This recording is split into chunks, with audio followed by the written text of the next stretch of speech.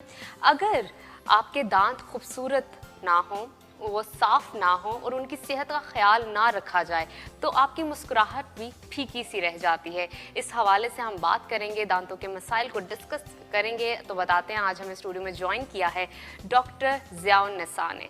Discover Pakistan के the morning show में आपको खुशामदीद कहते हैं। Thank you for having me. अच्छा डॉक्टर साहब, जैसा नजर बता रही थी, दांत बहुत अहम हिस्सा है और आपकी शख्सियत पे बड़ा बुरा असर पड़ता है अगर आपके दांत सही ना हो। वैसे भी आपकी सेहत पे भी बड़ा असर पड़ता है क्योंकि दांतों से आप खाते हैं, खुराक जो लेते हैं। ये बताइएगा, आम तौर पर आपके पास किस किस्म के मरीज आते हैं दांतों के मसाइल लेकर? दांतों के मरीजों की डेंटिस्ट के पास जाने की बड़ी वजह दांतों में होने वाला मुख्तलिफ नौइयत का दर्द है, जिसकी वजह दांतों में कीड़ा लगना या मसूड़ों की इन्फेक्शन जो कि कैलकुलस यानी कि मांसखोरा या करेड़ा की वजह से हो जाती है। दीगर वजूहात में दांतों का पीलापन, दांतों में ठंडा गर्म लगना, मुंह से बदबू आना, नए दांत लगवाना शामिल है। और इसके अलावा बहुत सारे मरीज़ हमारे पास नॉन क्वालिफाइड प्रैक्टिशनर्स के से होने वाले तजर्बे और मसाइल की वजह से भी आते हैं। ठीक है। अच्छा डॉक्टर ज़िया-उन-निसा, ये भी बताइएगा हमारे नाज़रीन को, कीड़ा जो दांतों में लग जाता है, इसकी क्या वजह होती है? दांतों में कीड़ा 4 चीज़ों के बैक वक्त असरअंदाज होने की वजह से होता है, जिसमें मुंह में मौजूद जरासीम की प्रेजेंस और खाने में मीठा जैसे कार्बोहाइड्रेट्स वगैरह होते हैं, और दांतों की एक ख़ास तरह की बनावट और इन सब को असरअंदाज होने के लिए जो वक्त फराहम किया जाता है उसकी वजह से होता है। कुछ वक्त बाद जरासीम असरअंदाज होना शुरू होते हैं और उससे पीएच लेवल बढ़ जाता है मुंह का, यानी कि मुंह की तेजाबियत बढ़ जाती है, जिसकी वजह से दांतों में डीमिनरलाइजेशन स्टार्ट हो जाती है और दांत का स्ट्रक्चर जो है वो ख़त्म होता जाता है और वहाँ पे खोड़ लग जाता है या कीड़ा लग जाता है। और इससे इस तरह से बचा जा सकता है कि अगर हम इन 4 चीज़ों में से किसी एक चीज़ को ख़त्म कर दें तो दांतों में कीड़ा नहीं लगेगा, मगर हम दांतों के जरासीम जो कि कुदरती तौर पर मुंह में मौजूद होते हैं उनको ख़त्म नहीं कर सकते। जो शुगर्स हैं जैसे कि कार्बोहाइड्रेट्स, वो हमारी ग़िज़ा में बहुत अहम तरीन जुज़ हैं और इसके अलावा हमारी सेहत में बहुत अहम रोल प्ले करते हैं, इसलिए हम उसे कम कर सकते हैं, ख़त्म नहीं कर सकते। दांतों की बनावट को भी नहीं बदला जा सकता, इसलिए जो वक्त फराहम किया जा सकता है उसको कम किया जाए ताकि मुंह में एसिडिक इन्वायरमेंट ही ना हो। इसके लिए हमें दांतों की सफाई का ख्याल रखना चाहिए, ब्रश करना चाहिए, फ्लॉस करना चाहिए और माउथ वॉश का इस्तेमाल करना चाहिए। कहा कि ब्रश करना चाहिए, क्या पैटर्न होना चाहिए, किस तरह ब्रशिंग आपको करनी चाहिए, किस अंदाज में कि दांत सारे साफ़ हो जाएं? ब्रश करने के बहुत सारे तरीके हैं। अमूमन जो मरीज़ आते हैं वो मुख्तलिफ़ किस्म की बीमारियों के साथ आते हैं और उनकी दांतों की बनावट और जबड़े की बनावट मुख्तलिफ होती है। इसके अलावा हर मरीज़ का अपनी इन आदात को लेके मुख्तलिफ रवैया होता है, इसलिए हर मरीज़ को उसके लिए स्पेसिफ़िक ब्रशिंग टेक्निक बताई जाती है, क्योंकि ब्रशिंग सिर्फ दांतों को साफ़ करना नहीं होता, उसमें ज़ुबान की सफाई और मसूड़ों की सफाई भी शामिल होती है।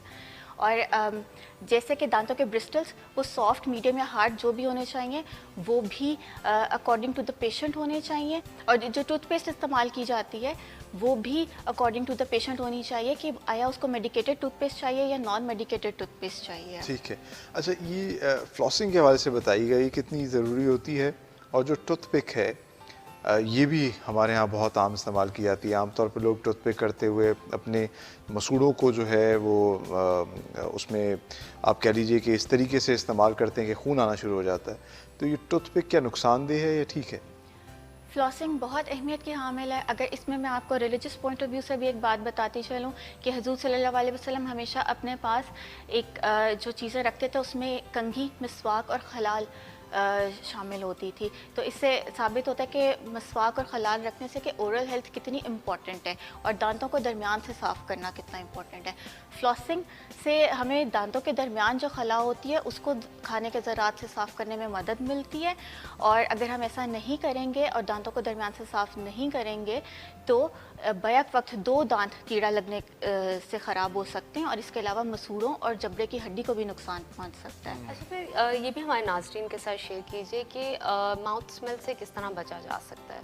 माउथ स्मेल की डिफरेंट रीजंस होती हैं, उसमें आपकी मैदे की ख़राबी या किसी और किस्म की भी ख़राबी हो सकती है, लेकिन आम तौर पर जिस तरह खाना गल सड़ जाता है अमूमन, उसी तरह से जब हम खाना खाते हैं तो खाने के ज़रात मुंह में जो फंस जाते हैं वो कुछ वक्त बाद गलना सड़ना शुरू हो जाते हैं, जिसकी वजह से मुंह में बदबू पैदा होती है, जिसे हम अपने डेंटल टर्म्स में हेलेटोसिस कहते हैं।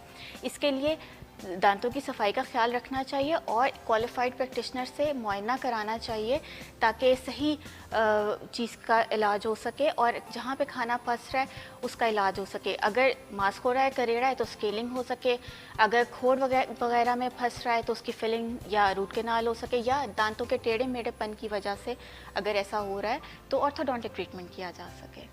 अच्छा, मसूड़ों से खून आना शुरू हो जाता है और ठंडा गर्म जो लगता है, इसकी क्या वजूहात होती हैं और ये क्योर हो सकती हैं, या ये अगर किसी को मसला हो रहा है तो उसको इसके साथ ही ज़िंदगी गुजारनी? जी, जो खून आता है मसूड़ों से, ये एक अंडरलाइंग डिजीज़ की अलामत होती है। जैसे दर्द होता है कि अगर आपको दर्द हो रहा है तो शायद आपको ये इंडिकेशन है कि कोई ना कोई बीमारी चल रही है। इसी तरह से जो मसूड़ों से खून आता है ये हमें बताता है कि कोई ना कोई प्रॉब्लम आ रहा है। इसकी बहुत सारी वजूहत हैं, जैसे कि विटामिन सी या के की डेफिशिएंसी, दांतों की सफाई का ख्याल ना रखना, हार्मोनल चेंजेस हो सकते हैं, किसी गैर मौजू डेंटल अप्लायंस जैसे डेंचर का इस्तेमाल भी हो सकता है, और दांतों और मसूड़ों की इन्फेक्शन हो सकती है। तो इसके लिए आपको क्वालिफाइड प्रैक्टिशनर के साथ रब्ता करना चाहिए ताकि आपकी सही वजह मालूम हो सके और उसी का इलाज हो सके। अच्छा, मेरी बात के साथ बहुत से लोग इत्तेफाक करेंगे, आप जितना भी ख्याल रख लें दांतों का, वक्त के साथ वो पीले हो जाते हैं। क्या वजह होती है इस चीज़ की और किस तरह हम उनको वाइट रख सकते हैं? अच्छा, एक तो दांत हमारे होते ही कुछ हद तक पीले हैं, इसमें सफ़ेद दांत जो हैं वो कम ही लोगों के इनफैक्ट होते ही नहीं हैं, ठीक है।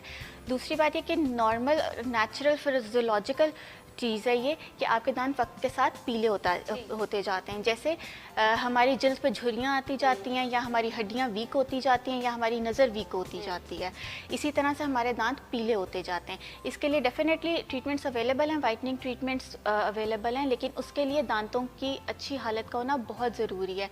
अगर दांत अच्छी हालत में नहीं होंगे तो वाइटनिंग ट्रीटमेंट्स के नुकसानात ज़्यादा हो जाएंगे और फ़ायदे कम हो जाएंगे। अच्छा, दांत जो है आजकल तो मैंने देखा है कि बहुत ज़्यादा बच्चों में हो रहा है कि टेढ़े होते हैं उनके, तभी उन्हें ब्रेसेस, हर दूसरे बच्चे ने ब्रेसेस लगवाए हुए। तो ये टेढ़े होने की क्या वजह है?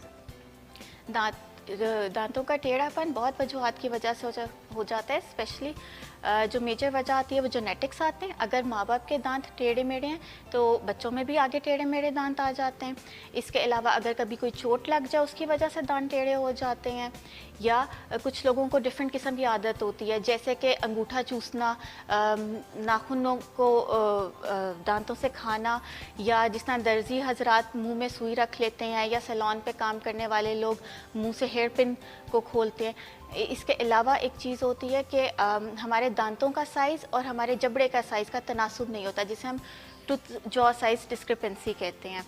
इसके ये सारी वजूहत हैं, और इसके अलावा भी इसके अलावा जो इसका इलाज है वो दो तरह से किया जाता है। जो पुराना तरीका ये कि हम उसमें वायर्स के साथ करते हैं कि वायर्स को दांतों पे लगा के उन्हें खींच के सीधा किया जाता है, और जो जदीद तरीका है उसमें हम अलाइनर्स को यूज़ करते हैं, और उसके लिए हम प्लास्टिक के ट्रेज या सांचे पेशेंट को दे देते हैं, और वो हर माह के बाद उसको खुद भी बदल सकता है, और इसी तरह से उसके दांत ठीक भी हो जाते हैं। बहुत शुक्रिया डॉक्टर ज़िया उन शुक्रिया। निसा, आप आई और आपने इतनी अच्छी इंफॉर्मेशन हमसे शेयर की कि किस तरीके से हम अपने दांतों को बेहतर रख सकते हैं, और साथ ही साथ इन्होंने टिप्स और ट्रिक्स भी दिए कि ब्रशिंग जो है वो करना कितनी अहम है। और हुज़ूर सल्लल्लाहु अलैहि वसल्लम इन्होंने बताया कि अपने साथ जो 3 चीज़ें रखते थे उसमें कंघी, मिसवाक और ये आपकी फ्लॉसिंग के लिए कोई ना कोई धागा वो ज़रूर रखते थे।